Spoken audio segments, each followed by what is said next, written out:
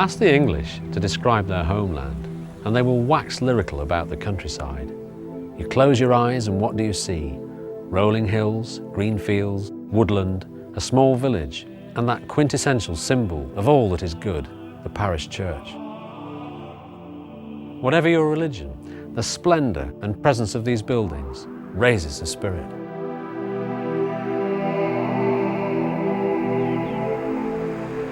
Whenever I travel down a quiet country road, I'm always tempted to stop and explore, and it's the parish church that holds a particular fascination. Maybe it's because they're a sanctuary from the pace of modern life, or perhaps it's because these buildings embody centuries of history. But whatever it is, they are full of inspiration.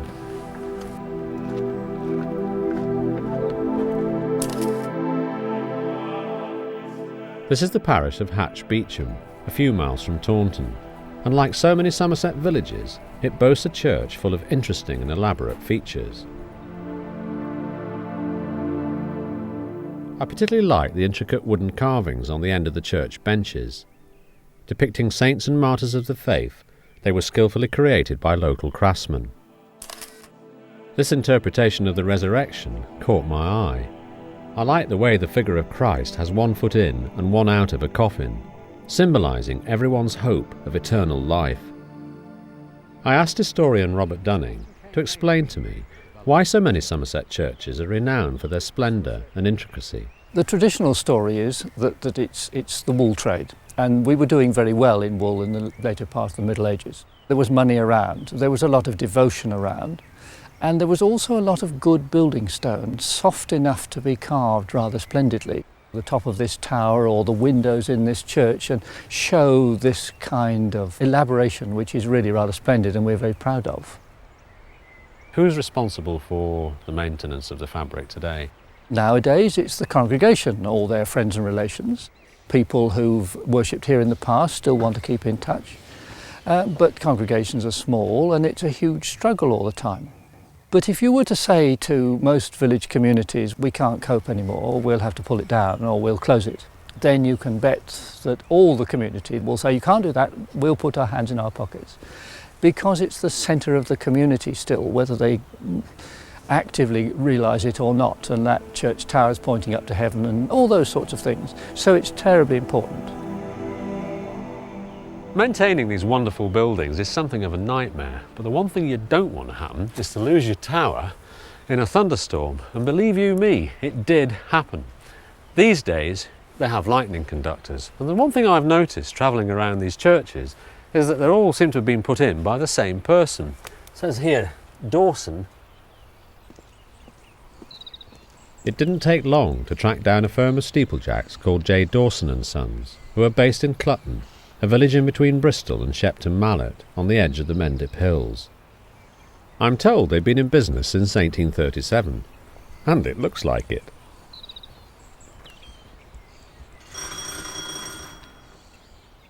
Hello? Hello? There's somebody there. Today the firm is in its 5th generation, and is run by David Dawson and his son Ian. David is naturally proud of his heritage. Do you know all the family history? They started off in Pudsey in Yorkshire, building factory chimneys. They came down to Clutton and won a contract to build a chimney for a brickyard at Greyfield. So they stayed down in Somerset, and then around about 1900, electricity came in, and therefore the tall chimneys weren't so necessary.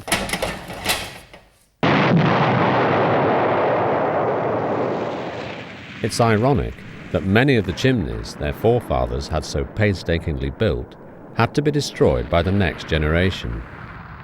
In the 1960s, David was called upon to extinguish the evidence. However, today he prefers to conserve rather than destroy.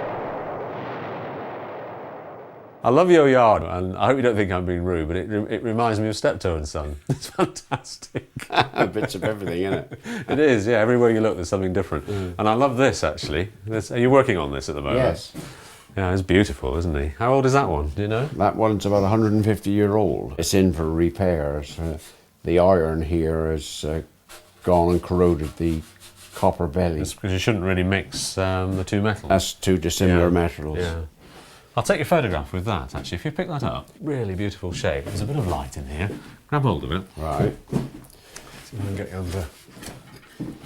Turn and face me there. Oh, that's beautiful. That's really nice. That's really nice. Come straight on to me and just hold him up. Hold him up. You can smile if you want. That's really good. That's lovely. Being a family business means you hand down the skills from father to son, and in their experience, it's best to start young. First time I went up was 4 at Radstock on a colliery down there called Middle Pit. It's now gone. And they carry on taking you up every holiday, so you get so used to it, you don't really think nothing of it. You're being acclimatised from a very early age. You are, and we've done exactly the same with Ian. And Ian does the same with his 2 boys. These archive pictures show David taking his 10-year-old son Ian up to the very top of Truro Cathedral. Because it's like a farmer's son, he's never afraid of animals. And we're never afraid of heights because we don't know nothing else. As a child, I would go off on my school holidays with father and climb or do whatever work he was doing at the time. And once I got to 16, 17, I never knew anything else, and I didn't want to do anything else at the time. Once it got round to leaving school, I can always remember at the careers officer, when he used to have a lesson, he used to bypass me because he knew I was automatically going to have a job. It's not just the men who are involved in the family business. Lorraine Dawson, David's wife, takes an active role too. The church in Eastern Gordano is minus its weather vane. It's in for repairs at the Dawson Hospital. Lorraine is administering some TLC. Do you enjoy this side of the job? I wanted to do it years ago, but Dave would never let me. Why not? Well, I don't think he thought I could do it, to be quite honest, and the telephone rang. And when he came back, I'd finished the bird that he'd started. And of course that was just the beginning of many jobs that I took on.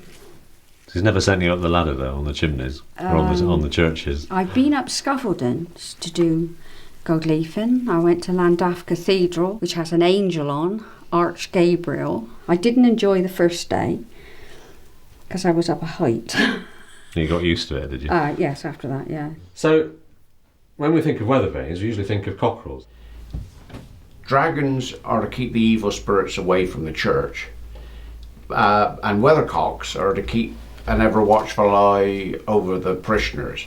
Being the first thing up mornings and the last thing down at night, they kept an eye on the parishioners all through the day. Having prepared the surface, Lorraine brushes on a type of glue known as size, which must be allowed to go tacky before she starts. But she does have to be careful. If you haven't done any gold leafing for a considerable time, yes, it does get to, and it makes you feel not sick, but a bit funny. But then after a time it wears off and you take no notice of it. I shouldn't think you could get high on it.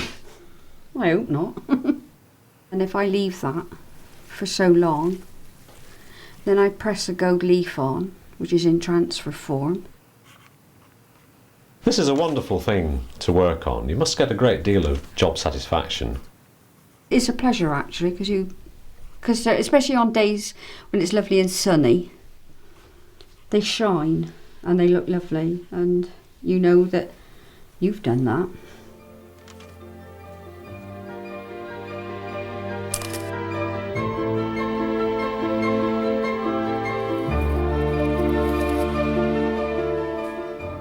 David rarely climbs high these days, but is still very much involved in the business. He organises and sets up jobs for Ian, like this one in Compton Dando, where they've been commissioned to regild the church clock.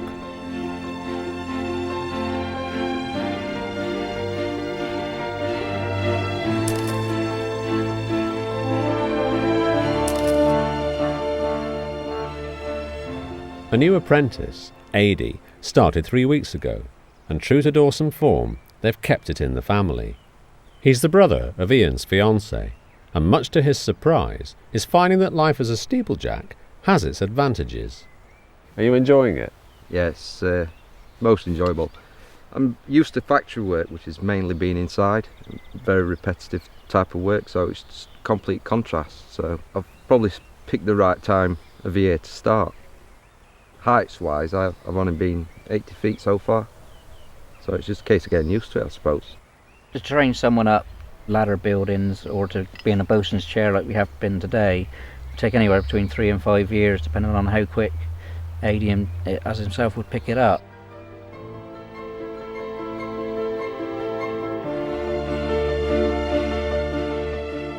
The only way to experience the heights is to get up there with them, so I'm off up the church tower to see for myself.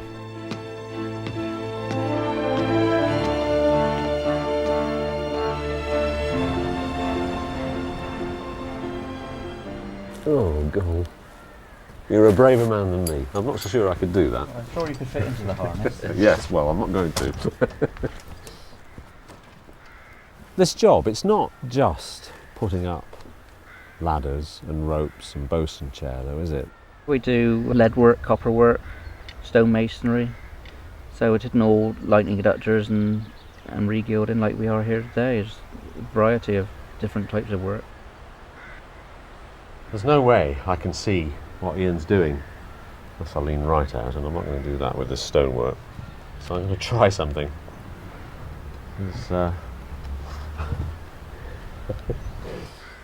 Look into the camera. Well done. You wouldn't happen to have the time on you. I'm not falling for that one. Ian makes it all look so easy, but the job is potentially dangerous. They do climb very high, and accidents can happen. Indeed, 7 years ago, David had a fall that nearly cost him his life. This is Smitham Hill on Mendip.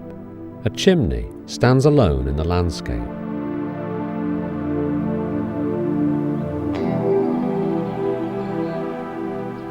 Throughout the Westcountry, there are monuments to our industrial past. They're an extraordinary legacy, but I'll bet you the men who built this chimney up here on Mendip never saw it as a thing of beauty. For them it was simply functional, and once that industry died, buildings like this were either demolished or allowed to decay. But today we're in a different era. Everybody wants to hang on to that industrial past. And to do this, we need the skills of the Steeplejacks. They have laddered up 150 feet to renew the lightning conductor, and are also repainting the metal bands that secure the top of the chimney. Les Davis, the senior warden on Mendip, tells me about its history. Mendip was always about the exploitation, really, of its wealth, whether it be its mineral or its grazing through the Middle Ages, and this is arguably the last lead smelting chimney that stands in the Westcountry, certainly on Mendip anyway, so it's very important. It was part of an early catalytic converter, if you like, which took the heavy metal out of the gases, and then eventually the clean stuff going up the chimney, well, as clean as they could get it anyway. It stood the test of time. I mean, how come it's still here? I don't know, because every other one was actually felled or came down or whatever. How this one escaped, I don't know, but I'm glad it did. But it's just a chimney. Yes, it's a chimney. What is this chimney doing here in the middle of nowhere? And that's what we really want to tell people. If you're looking at the industrial past of Mendip, again, the lead smelting, Mendip is linked with lead right from pre-Roman times, right up until the end of the 1800s. And this is the last of them. Now, once the last of them has fallen down, there is nowhere else that has got a chimney like this. And if we let it fall down, all we can do is show somebody some cat ruins.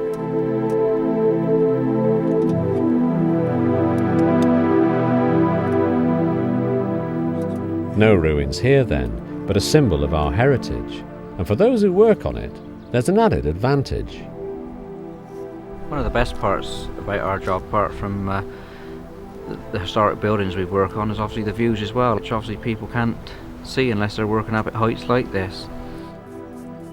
If anyone had told me I'd be working with a steeplejack a year ago, I'd have probably laughed.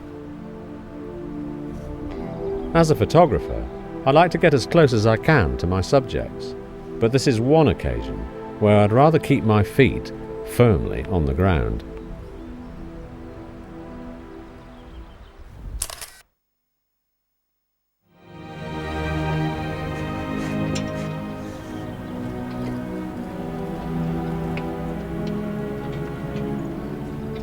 Have there ever been any accidents in the family? I had a grandfather fall down at, he went down inside the chimney at Bromley, which is not all that far from here. But he survived and they brought him back to Clutton in a horse and cart. But we're talking about late 1800s. I had an uncle after that, in another generation since. He fell and he was killed. He was killed? Yeah, at Hawkesbury Upton in Gloucestershire. And what was he on? That was inside of a tower again.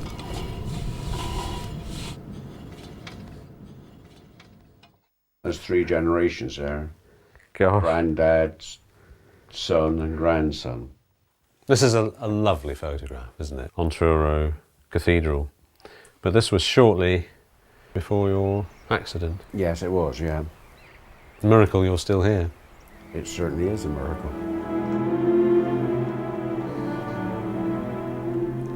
Every steeplejack's nightmare, you never expect to fall off. But it was here in Truro Cathedral on June the 21st, 1995, that David Dawson took a tumble. Nobody really knows exactly what happened. He was up there on a little walkway in the clerestory, checking some cables, and suddenly he fell off and fell into the choir stalls. It was a Tuesday morning, the phone rang about 9:30 to say David had an accident. He'd fallen onto the Canon Treasurer's pew, which had actually saved his life in one sense, but it also did a lot of damage because it ripped his side out. He had a broken collarbone, 3 ribs, 1 impaled, broken pelvis, shattered leg. I know if it had happened anywhere else other than in the cathedral, he wouldn't be here.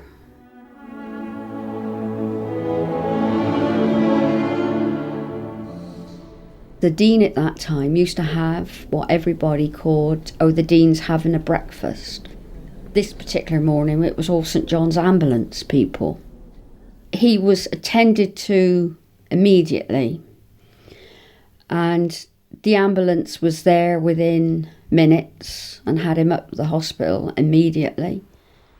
They made him go to sleep with all the drugs and that he was on because they wanted his body to mend because he had such a big opening in the side of his stomach. So they operated on him and wanted him to be as still as possible whilst the wounds mended. His family kept vigil at his bedside, willing David to find the strength to survive. It really was touch and go. Finally, after 8 weeks in intensive care, he turned the corner. And then they decided, right, he's got to be brought back to consciousness. He was on a dialysis machine because they closed everything down and the machines did everything for him because they said the pain would have been that excruciating. But they could only do it very, very slowly.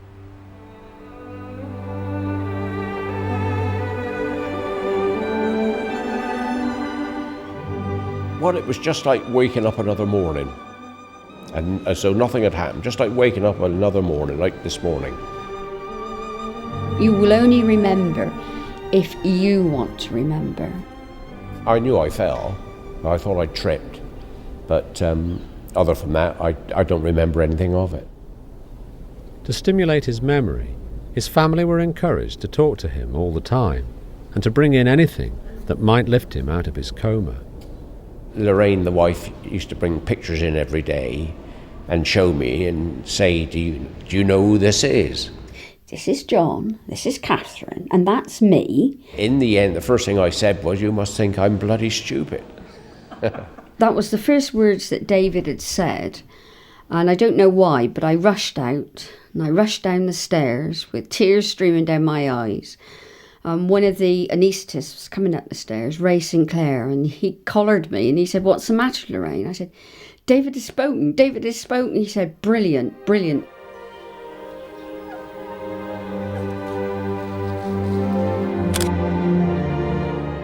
After months of nursing and specialist care, it took almost a year to recover completely. And now, nothing can keep David from doing the job he loves.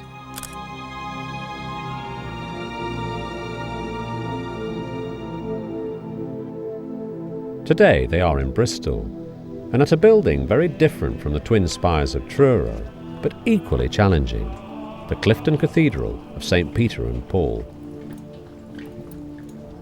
I couldn't get back to work quick enough, because I just love the work. I suppose nowadays the son and the wife, they don't let me go up like they used to let me go up, so they more or less keep me grounded. I do go up several, but not like I used to. We're laddering the highest point of the cathedral, the centre column, to carry out a test on the lightning inductor. So what we've got to do is ladder the column and put a test on from top to bottom. And how often do you do this then? Well, they should be tested once a year, but this one's carried out every 2 to 3 years. Smashing. Hey, do you want to get in this picture? No. No? Keep it in the box. Okay. Section to tie the ladders to, and they've got to be left so that they can be here at any time, and that'll just about complete it, so I'll leave you to it, as it were. See you later. It looks rather a difficult tower to get up. Is it any different from the older churches? The only difficulty is you've got 3 or 4 layers to get all your gear up. It's not one pull like it normally is.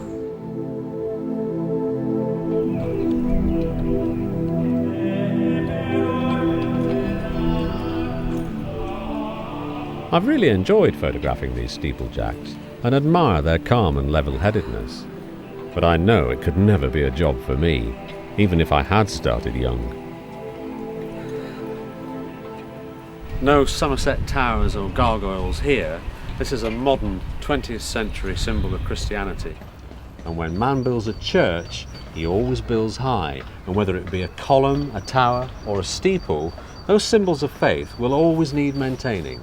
And that's why we need the skills of the steeplejack.